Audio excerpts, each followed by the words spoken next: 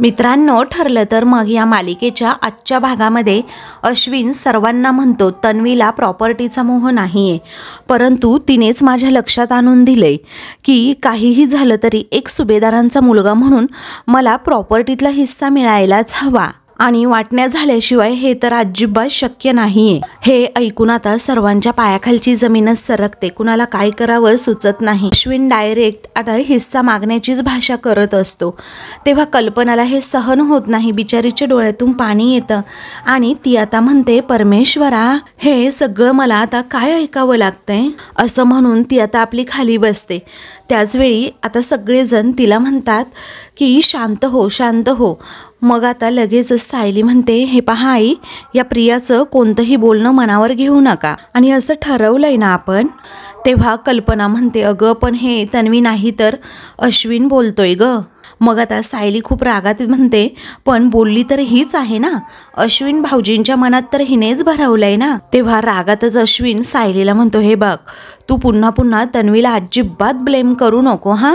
तेव्हा अस्मिता रागातच म्हणते, अरे ती काहीही चुकीचं बोलत नाहीये, कारण तन्वीचं खरं रूप ना आम्हाला दिसलंय आणि नेमकंच तुला ते दिसत नाहीये। अरे तू अक्कल गहाण ठेवलीयस का रे, असं अस्मिता अगदी तळमळीने आपल्या भावाला सांगण्याचा प्रयत्न करते की प्रिया किती भामटी आहे तुला माहीत नाही, परंतु अश्विनचा आंधळा विश्वास प्रियावर असतो। मग अश्विन आपली पातळीच ओलांडतो आणि अस्मितालाच रागात म्हणतो, गप्प बसा अस्मिताई, अगं या घरात काय घडतंय याचा तुझ्याशी काय संबंध आहे ग, असं म्हणून परकेपणाची वागणूक तो तिला देतो।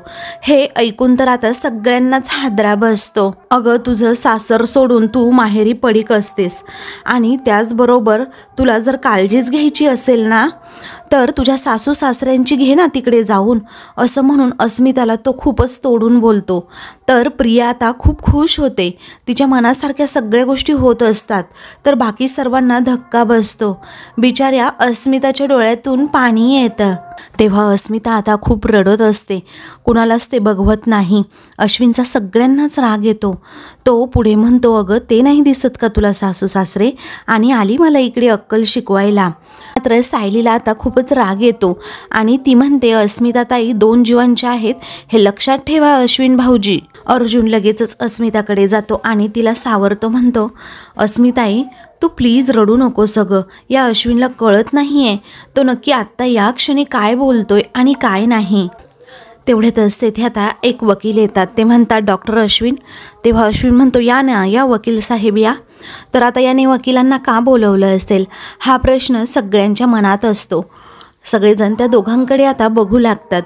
तेव्हा मी सांगितलेले सर्व पेपर रेडी करून आणलेत का, अश्विन वकिलांना विचारतो। तेव्हा ते म्हणतात, हो घेऊन आलोय मी। आता अश्विन सगळे पेपर रेडी केले आहेत का ते चेक करून घेतो आणि म्हणतो, थँक्यू सो मच, या हा तुम्ही, असं म्हणून आता तो वकील साहेबांना जायला सांगतो। वकील आता तेथून जातात। त्यानंतर अश्विन अगदी अरेरावी करतच प्रताप समोर जाऊन उभा राहतो आणि निर्लज्जपणाचा कळस गाठत प्रतापला म्हणतो, ओ प्रताप सुभेदार, अहो या सगळ्या प्रॉपर्टीतला अर्धा हिस्सा तुम्ही माझ्या नावाने करणार आहात, असं म्हणून तो पेपर्स तसे दाखवतो। हे ऐकून आता सगळ्यांच्या पायाखालची जमीन सरकते, कारण आजपर्यंत अशी हिश्श्याची बोलणी कोणी घरातमध्ये केलेली नसते आणि अश्विनने हीच पातळी ओलांडून प्रताप आणि कल्पनाचे संस्कार विसरून डायरेक्ट हिस्सा मागितल्यामुळे सर्वजण अगदी हादरतातच। तेव्हा तो आता म्हणतो की सही करा, मग आम्ही ना लगेचच इथून निघून जातो। तर सर्वांचे चेहरे अगदी बघण्यासारखे होतात। सायली आणि अर्जुनला असं वाटत असतं की अश्विनच्या 2-3 कानाखाली माराव्यात, पण आता ते दोघेही लगेच काही करू शकत नसतात। त्यावेळी प्रिया मात्र गालात हसते, कारण सगळं ना अगदी तिच्या प्लॅनप्रमाणे होत असतं। आता अश्विन 2 अटी घालतो की एक तर मानाने आम्हाला या घरामध्ये परत घ्या, ही पहिली अट, आणि दुसरी अट नाही तर या पेपरवर साईन करा, असे प्रतापच्या हातावर पेपर्स टेकवत अश्विन म्हणतो। सगळ्यांसाठी हा निर्णय घेणं खरंच खूप कठीण असतं, कारण या भामट्या प्रियाला जर घरात घेतलं तर ती पुन्हा घरामध्ये आग लावणार, वाद करणार, नको तो गोंधळ करणार हे माहीत असतं आणि हिस्से करायचे म्हटल्यानंतर ते तर काही पॉसिबल नाही आहे, हेही सर्वांना माहीत असतं। करायचं तरी काय, तर सर्वांच्या चेहऱ्यावर आता एक्सप्रेशन असतात। त्यानंतर अश्विन म्हणतो, पहा यातला एक ऑप्शन चॉईस करा आणि जर पेपरवर सही करायची नसेल तर करा घराचे 2 तुकडे. मग म्हणजे तुमचे रस्ते वेगळे आणि आमचा रस्ता कायमचा वेगळा. त्यानंतर प्रताप एकदम शांत असतो म्हणून अश्विन म्हणतो, चल तन्वी, आपण आपल्या रूममध्ये जाऊयात, सामान घे बरं. मग आता प्रिया निर्लज्जपणाने ते सामान घेते आणि लगेचच अश्विनला म्हणते की चल अश्विन, आपण आपल्या रूममध्ये जाऊ, चिडू नको हां. ते दोघेही लगेचच रूममध्ये जातात. त्यावेळी घरातील कुणीच काही बोलू शकत नसतं. कल्पना बिचारी डोक्याला हात लावून आता खूप रडू लागते, कारण अश्विनच्या या वागण्याचा तिला खूप त्रास झालेला असतो. तर एका क्षणात हे काय घडलं याचा सायलीला अंदाज नसतो. त्यामुळे आता ती एकदमच शांत होते आणि विचार करू लागते. तिकडे प्रतिमा ही आता जेवणाची तयारी करत असते. अगोदर अश्विन आणि प्रियाला आवाज देत असते की जेवायला या म्हणून, पण प्रत्युत्तरच येत नसतं. तर आता सुमन तेथे येते.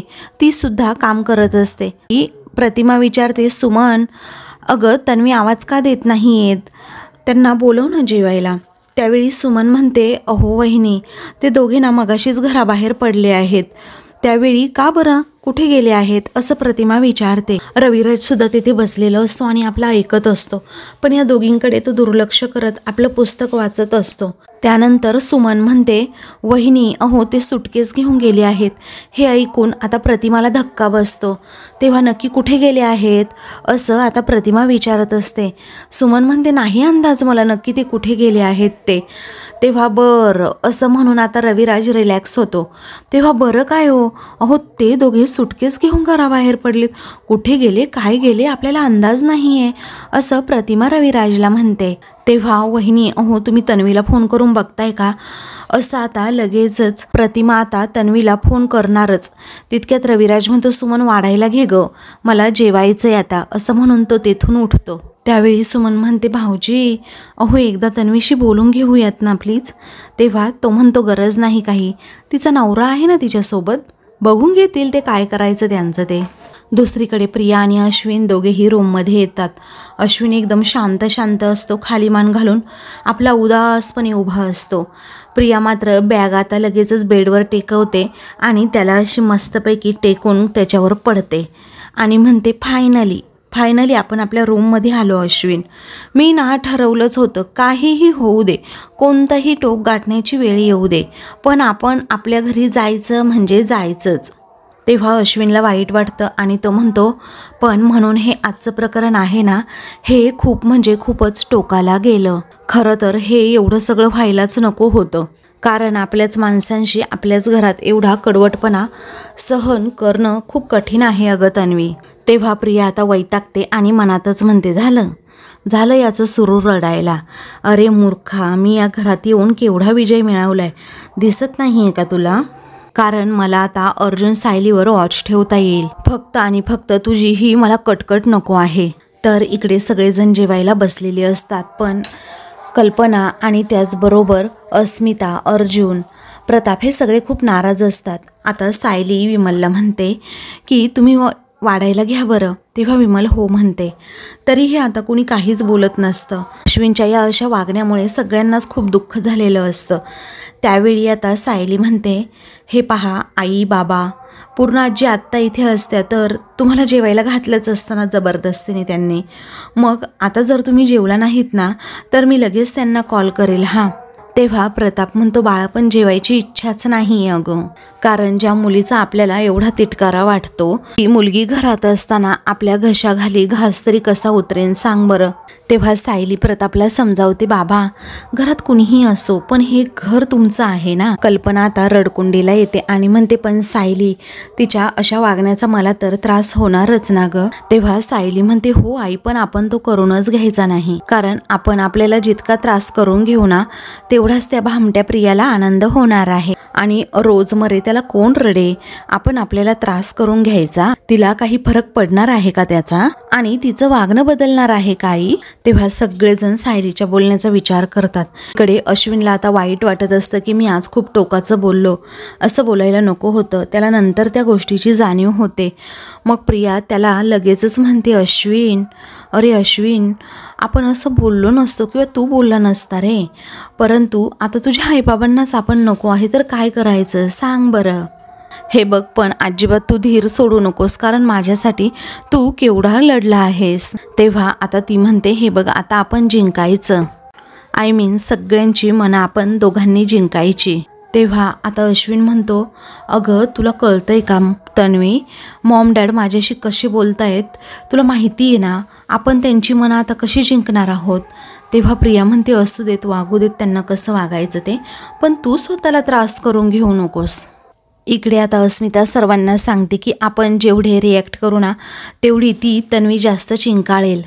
तेव्हा अर्जुन म्हणतो, ती तन्वी ना कशीही वागू दे, मला अजिबात त्याचा काही त्रास होत नाही आहे, पण तिच्यामुळे अश्विन कसा वागतोय ना हे अश्विनला सुद्धाच कळत नाही आहे. मग आता सायली म्हणते, उलट आपण असा विचार का करत नाही आहे, या प्रियाच्या निमित्ताने का होईना अश्विन भाऊजी आपल्या इकडे घरी आले आहेत. मग आता सायली त्यामध्येही पॉझिटिव्ह शोधते आणि म्हणते, हे पहा आई, तुम्ही त्या दिवशीच म्हणाला होतात ना की आता दिवाळी आली आहे पण अश्विन घरी नाही आहे. आता तुम्हीच बघा ना, या दिवाळीला आपण पुन्हा सगळे एकत्र घरी असणार आहोत आणि अश्विन भाऊजीसुद्धा आपल्या घरी असणार आहेत दिवाळीला. तेव्हा प्रताप म्हणतो, अगं सायली, वाईटात सुद्धा चांगलं कसं शोधावं हे कुणीही फक्त तुझ्याकडून शिकावं हा. तेव्हा सगळ्यांनाच आता सायली असं बोलल्यामुळे आनंद होतो, जरा मूड फ्रेश होतो. सायली म्हणते, हो ना बाबा, मग चला बरं सगळ्यांनी जेवण करून घ्या, कारण आपल्या घरात अन्नाचा कधीही अनादर झालेला नाही आहे आणि तो कुणीही होऊ द्यायचा नाही. तेव्हा अर्जुन म्हणतो, डॅड मम्मा चला बरं. तेव्हा अर्जुन सगळ्यांना जेवायला सांगतो, सगळेजण जेवण करणार. इतक्यात सायली आता सगळ्यांना म्हणते, थांबा, हे पहा, आता प्रिया आपल्या समोर असो किंवा नसो यापुढे, परंतु आपण अजिबात आपल्याला त्रास करून घ्यायचा नाही आहे. तिच्यापासून ना आपण जास्तीत जास्त दूरच राहायचं, ती आपल्या जवळ येणार नाही ना असं बघायचं आणि आपलं आयुष्य नेहमीसारखं सुखात आनंदात सुरू ठेवायचं. तेव्हा द्याल ना हे वचन, असं म्हणून सायली हात पुढे करते. अर्जुन लगेचच उठतो, तिच्या हातावर हात ठेवत म्हणतो, हो मी दिलं वचन. मग आता घरातील सगळेजण उठतात, सायलीच्या हातावर हात ठेवतात. सगळेजण खुश आहेत हे पाहून आता सायली म्हणते, ठरलं तर मग आता अजिबात इथून पुढे कोणी टेन्शन घ्यायचं नाही, या प्रियाचं एकदम आनंदात जगायचं राहायचं. तेव्हा ठीक आहे असं सगळेजण म्हणतात. मग विमलताई घ्या ना बाकीच्यांना वाढायला असं सायली म्हणते. तेव्हा विमल म्हणते, हो लगेचच घेते हा. त्यानंतर सगळेजण जेवण करू लागतात. अर्जुन म्हणतो, वा वा वा, भेंडीची भाजी काय सुपर झाली आहे गं बायको. तेव्हा सायली खुश होते कारण अर्जुनने कौतुक केलेलं असतं. मग त्यानंतर कल्पना म्हणते की अगं सायली ऐक ना, अस्मिता सकाळी म्हणत होती कोथिंबिरीच्या वड्या खायच्या आहेत म्हणून, आपण करूयात हा संध्याकाळी. त्यावेळी सायली म्हणते, हो चालेल करूयात. तेव्हा विमल म्हणते, वहिनी मी ना आता उद्याच जास्तीची कोथिंबीर घेऊन ठेवते हा. तेव्हा कल्पना म्हणते, ठीक आहे. तर सगळेजण आपले लाड करतायत हे पाहून अस्मिताला देखील तेवढाच आनंद होतो. तर दुसरीकडे प्रिया आता अश्विनला समजावत असते की ऐक ना, अरे हीच सिच्युएशन अर्जुन आणि सायलीवर सुद्धा आली होती ना, ती सायली छक्के पंजे करून या घरात शिरली होती, आठवतंय ना. ती त्याला स्वतःकडे बघायला सांगते आणि म्हणते, मी माझ्या खरेपणाने आणि माझ्या प्रेमाने पुन्हा सगळ्यांना एकदा जिंकून घेईल, पण तोपर्यंत आपण ना एकदम शांत राहूयात, चालेल ना. तेव्हा अश्विन लगेचच आता प्रियाच्या या बोलण्याला भाळतो आणि विचारतो, तुझ्या या स्वभावाची या घरामध्ये किंमत का नाही आहे गं. मग आता प्रिया म्हणते, तुला कळती ना किंमत, मग मला दुसरं कोणाचं घेणं देणं नाही. त्यानंतर ती म्हणते, चल बरं बाहेर जाऊया आणि सगळ्यांसोबत जेवायला बसूयात. अरे किती छान योगायोग आलाय हा, खूप दिवसानंतर ही संधी अजिबात सोडायची नाही आहे आपण. अश्विन म्हणतो, हे बघ मला परत ह्या सगळ्यांची तोंडं बघायची अजिबात इच्छा नाही आहे, मला खूप त्रास होतो या गोष्टीचा. मग आता प्रिया म्हणते, अश्विन या सगळ्यांची ना आपल्याला रोज तोंडं बघायचीच आहेत. अरे जबरदस्ती ती त्याला आता उठवते आणि लगेचच बाहेर घेऊन जायला निघते. त्यावेळी इकडे सायली आता अस्मिताला विचारत असते, तुम्हाला लोणचं हवंय का अस्मिताताई. तेव्हा अस्मिता म्हणते, नको नको, मला लोणचं वगैरे नको आहे. त्यांचं आता बोलणं सुरू असतानाच तेथे आता प्रिया आणि अश्विन हे दोघेही येतात. ते दोघे आल्याबरोबर सगळ्यांचा चेहराच अगदी पडतो. तेव्हा प्रिया लगेचच आता तेथे येऊन तेथे खुर्चीवर बसणार. तितक्यात सायली म्हणते, थांब प्रिया, हे बघ ती जागा तुझ्यासाठी नाही आहे. त्यावेळी आता म्हणजे असं प्रिया रागातच विचारते. सायली म्हणते, तुला या घरात राहायचं असेल तर काही नियम हे पाळावेच लागतील ना. प्रिया विचारते, काय नियम, पण मी या घरामध्ये राहिली आहे तेव्हा तर असे काही नियम वगैरे नव्हते ना इथे. तेव्हा सायली म्हणते, अगो तेव्हा तू सगळ्यांच्या डोळ्यामध्ये ना अगदी धूळ फेकत होतीस, त्यामुळे तुझ्यासाठी तेव्हा नियम वगैरे कसलेही बंधन नव्हतं. पण आता तसं नाही होणार. तेव्हा सायली आता चांगलाच प्रियाला धडा शिकवणार असते, कारण आता तिला ती नियम आणि अटी घालून देणार असते. सायलीला माहीत असतं की ही प्रिया जर समोर दिसली, आई बाबांना अस्मिता ताईला अजूनच त्रास होईल. मी काही तिचा त्रास करून घेणार नाही, परंतु आता या तिघांना नक्कीच त्रास होणार, कारण प्रिया काहीही टोमणे वगैरे मारून या सगळ्यांना पुन्हा एकदा त्रास देईल. तर पुढे आता अश्विन म्हणतो, नाटकं आहेत ही सगळी, तर सांग काय काय नियम काय आहेत तुझे, असं तो सायलीला उद्धटपणाने विचारतो. तर सायली आता म्हणते, सांगते हां. नियम क्रमांक 1, तुझा सकाळचा नाश्ता, तुझं जेवण तुझंच बनवून घ्यायचं, कारण आम्ही जे जेवण बनवू ना ते फक्त आमच्या कुटुंबासाठीचं असेल, ते तुझ्यासाठी तर अजिबात नसणार. तेव्हा प्रिया आता धक्क्याने विचारते, काय? तर सायली म्हणते, नियम क्रमांक 2, तू आमच्या पंक्तीला अजिबात बसायचं नाहीस. एक तर तू आधी बसत जा, नाहीतर नंतर बसत जा. आम्ही अजिबात तुझ्याबरोबर जेवणार नाही, समजलं? तेव्हा आता अश्विन विचारतो, का बरं? तेव्हा सायली सांगू लागते की तिने आजपर्यंत इथे जेवणाच्या ताटावर सगळ्यांना बऱ्याचदा रडवले आणि खूप मनस्ताप सुद्धा दिलाय, असं सायलीने म्हटल्याबरोबरच इकडे प्रिया डोळे मोठे करून तिच्याकडे बघू लागते. तर सायली अजिबात घाबरत नाही. प्रताप, कल्पना, अर्जुन, अस्मिता हे सगळेजण गालात हसतात, कारण सायली आता अगदी छानपैकी प्रियाला तिचे नियम समजावून सांगत असते. मग पुढे आता सायली म्हणते की ही संधी मी तुला पुन्हा कधीच देणार नाही प्रिया, कारण कसं आहे ना, निदान जेवताना तरी माझ्या माणसांनी अगदी आनंदात असावं अशी माझी मनापासून इच्छा आहे, म्हणूनच आम्ही जेवत असताना तू इथे नकोच, असं झिडकारतच सायली प्रियाला म्हणते. मग आता सायली म्हणते, आणि हो, नियम क्रमांक 3, जेवण झाल्यानंतर भांडी घासणं, ओटा आवरणं आणि सगळी झाकपाक ही तुझी करायची, समजलं? तर आता प्रियाची पूर्णपणे सायलीने कोंडीच करून टाकलेली असते. तर आता अस्मिता मात्र गालात हसते आणि प्रियाची गंमत बघते. तेव्हा प्रिया आता अगदी विचारते, काय? अगं पण मी आता कधी जेवू? मग आता सायली म्हणते, एक काम कर ना, आमचं जेवण झाल्यानंतर तू स्वयंपाक बनवायला घे आणि मग नंतर जेवा तुम्ही. मग अश्विन म्हणतो, तन्वी तिचा एकटीचा नाही तर मग माझाही स्वयंपाक करेन, कारण आता मीही तुमच्याबरोबर अजिबात जेवायला बसणार नाहीये. तेव्हा सगळेजण सायलीकडे आता बघू लागतात. तेव्हा प्रिया आता रागानेच विचारते, म्हणजे थोडक्यात काय, मी तुमच्या कुटुंबाचा भाग नाही असं म्हणायचंय का तुला? तेव्हा सायली म्हणते, हो अगं, अगदी असंच म्हणतेय मी, आणि तू यापूर्वी सुद्धा आमच्या कुटुंबाचा भाग नव्हतीस आणि यापुढे सुद्धा कधीच होऊ शकणार नाही. तेव्हा प्रताप हसतो आणि म्हणतो, सायली अगं जाऊ दे ना, खूप वेळ दिला आता तू त्या मुलीला, आणि आता ती ना गेली तरी चालेल, तू आपली बस, असं म्हणून तो तिला जेवायला बसायला सांगतो. त्यानंतर आता सायली लगेचच प्रिया ज्या खुर्चीवर बसणार असते ना, त्याच खुर्चीमध्ये जाऊन तिच्यासमोर ऐटीत बसते आणि अर्जुनला म्हणते, अहो सांगायचंच राहिलं, माई मावशींचा फोन आला होता आज. तेव्हा अर्जुन म्हणतो, हो का, मलाही आला होता फोन, मीच सांगायचं विसरलो. तेव्हा प्रिया लगेच ओरडते, सायली हा काय माज आहे, तू मला या घरामध्ये सुखाने जगूच देणार नाहीये का? तेव्हा सायली तिच्याकडे दुर्लक्षच करते आणि म्हणते, अहो बाबा ऐका ना, माई मावशी हे सुद्धा म्हणत होत्या की अशा कुठल्या तरी गोळ्या आहेत त्या त्यांना कुठेही भेटत नाही म्हणून, तर त्या तुमच्या फॅक्टरीत मिळतील का असं विचारत होत्या. मग आता प्रताप म्हणतो, माझ्याकडे यादी पाठवून दे, मी पाठवतो लगेच त्यांना, चालेल ना? सायली म्हणते, हो चालेल. सगळेजण आता त्या दोघांसमोरच जेवणावर आता ताव मारत असतात. जेवण अगदी आनंदाने गप्पा टप्पा मारत करत असतात. त्या दोघांचा विचार आता कोणीही करत नाही. अश्विन आता म्हणतोय, तन्वी अगं तुला कळत नाही आहे का, तू इथे का थांबलीस? अगं तुझं अस्तित्व इथे कुणाला मान्य नाही आहे. आता चल बरं, चल आपण तिकडे बसूयात, असं म्हणून आता ते दोघेही तिकडे बाजूला जरा सोफ्यावर जाऊन बसतात. आणि टकामका इकडे अर्जुन, सायली, त्याचबरोबर घरातील सगळ्यांकडे प्रिया बघत असते, कारण तिलाही भूक लागलेली असते. पण सायलीने खोड मोडल्यामुळे, काही नियमअटी घालून दिल्यामुळे तिचे हात पूर्णपणे बांधले गेलेले असतात. इकडे प्रिया म्हणते, अरे अश्विन ऐक ना, अरे यांचं कधी जेवण होणार, स्वयंपाक कधी करणार, मला खूप भूक लागली रे, आता काय करू सांग बरं, उपाशी राहून तरी कसं चालेल सांग बरं अश्विन. तेव्हा अश्विन म्हणतो, तू काळजी करू नकोस, मी काहीतरी ऑनलाईन ना ऑर्डर करतो.